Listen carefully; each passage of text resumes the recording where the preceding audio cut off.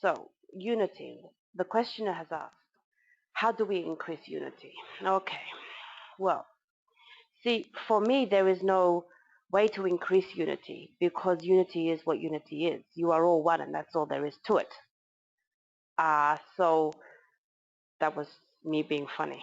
Okay, so if you have unity and you try to define it and create more of it, what you're actually saying is, I don't believe in unity. I believe we exist in separation. When you already understand you exist in unity, you cannot increase more, therefore, of it. I hope that makes sense. So the first thing to say is, what do I mean by unity? Unity can mean connection. It can mean oneness. It can also mean, please, sociability. The oneness of all people being physical being oneness, not just spiritual oneness. And this is something I want to touch on first, because it's always overlooked by spiritual beings. You see, the physicality of being is somehow denigrated. And I am here to champion the physical body because I don't have one. And I would like very much to have one again because you see, you are blessed, everybody, with this amazing experience of being on planet Earth at this time especially, and in the physical form. Now, physical being is not to be sidelined in favor of the spiritual being. It is always and can only ever be brought together as a one. Now, what I would like to say is the unity of physicality being is paramount for planet at this time. It is true to say that you are all one. We will get to that. But the physicalness being of all one, of understanding one another, of compassion for one another, of sharing and caring for one another is most important at this time. And you see, when people get lost into the spiritual of oneness, they can sometimes forget that there is a physical here that must be addressed also. You are physical beings. What are you doing to create unity in the physical sense? What is unity to you in the physical sense? You see, the world has been orchestrated such, and I use that word deliberately because it was orchestrated deliberately, to separate people out so that they felt less connection, less connectivity to one another. Now ask yourselves why that is. Why, when you go back to ancient times, when you have all the native tribes, they live as one. They are one. If one dies, they all die. If one survives, they all survive. You see, this kind of physical connection is lost in modern world, designedly so. Ask yourself why. Well, in the asking, you have got the answer because somebody wants it this way. Why? Because if you are all genuinely caring, genuinely sharing, always there for one another, then there is nothing that can be done to anybody on this planet that isn't done to each and every one. So would the wars exist? Of course not. Would poverty exist? Of course not. Would hunger exist? Of course not. So let's get down to the fact that unity of the physical being, actually I would put first in this instance because it's the most important. If we could create unity for all peoples that are living on planet Earth, where you truly physically understood what being there as one physically meant, your problems would be over without the need to delve deeper and deeper into a consciousness, a subconsciousness, an alternative consciousness, an unreal consciousness, whatever else the spiritual people want you to say. Now, that comes from me being a very highly evolved spiritual being, may I say. So I will tell you that your physicalness is nothing to be ashamed of. Far from it. Relish it, rejoice in it, but understand what it means. You have an ability in your lifetime to connect physically with other beings. Do so. Do so. Change the tide. Go against the tide. People are trying to separate you. Refuse to be separated. Reach out to your mankind. Be what it means to be unified as a physical being first. Okay. What is unity when we're talking unity in terms of more spiritual sense? Okay, well, spiritual unity is the understanding that you are all one, that you are all one, actually one essence. You are all one essence, created from, originating from, and returning to the same source of everything that is on planet.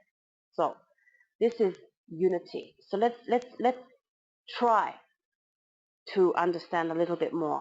When people talk about source, what they are talking about is the very nature of matter.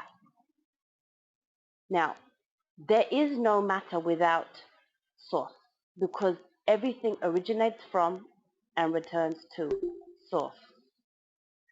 You have described it in many different ways as energy, for example, and we will use because it's a reasonable term, but understand it's just a word. It cannot ever be what it is because it exists beyond words. Now, source, if you like, is the nothingness of everything. I don't say that to be facetious or pretentious, although it comes across as both. That's my joke again. Okay, so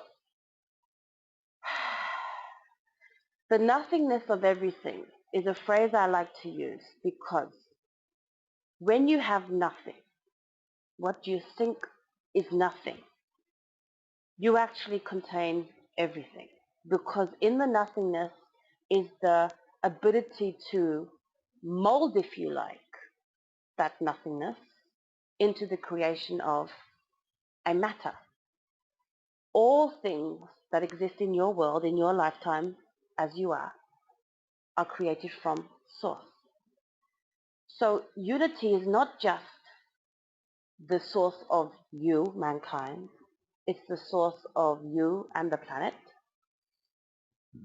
It's the source of you and the planet and the earth. It's the source of you and the planet and the earth and the animals and the air and the sun and the water. It's the unity of every single thought that has ever originated and will ever originate. Now think on that. The same source that creates you, creates the planet, creates the world, creates every single thought that has ever been and will ever be. I say this deliberately because there is a very real reason why you cannot fully understand unity in the physical form. It defies mental processing abilities. How can you be that which is absolutely everything and will ever be everything? But you are. So when you ask the question, how can we create more unity? We say, all you can hope to do is to keep working on the understanding that you and the tree you are sitting under are one. You and the ocean you are swimming in are one. You and the baby you are holding are one. You and the house that you are living in are one. You and the car that you are driving are one. You and the thoughts that you are having are one. But you and the thoughts that your partner are having are also one. When you start to think this way, when you start to think that everything that you touch is not just you touching that thing, you are being that thing, you start to have much more appreciation, if you will, for all that exists in your life, which is all you can really hope to achieve. You see, creating more unity by its very nature as a question identifies the separateness of mankind. Now you can work towards that in a physical world. In a physical being, you can eradicate separateness, and we urge you to do this. But your mental prowess will never be at this time, and we'll discuss this again in a second, will never be at this time able to fully comprehend through words unity. What it can, though, is start to feel unity. And the way that you can, therefore, not increase unity, for unity is what it is, But therefore, what you can perhaps start to experience more of for yourself is the feeling of understanding what everything else is. So we ask things like compassion for other people. Now people, this is where spiritual words perhaps I can forgive, because compassion, you see, is the number one thing that you have that is identifiable as unity. Your compassion is what the world is made of. I use that word specifically, compassion. Compassion is what the world is made of, because when you experience the life of another experience, which is what compassion is, you therefore are that other person and you feel unity, even if your mind cannot comprehend. So when trying to delve into unity, it's something that perhaps you will find greater experiential through the heart than with the mind. Mind can only go so far.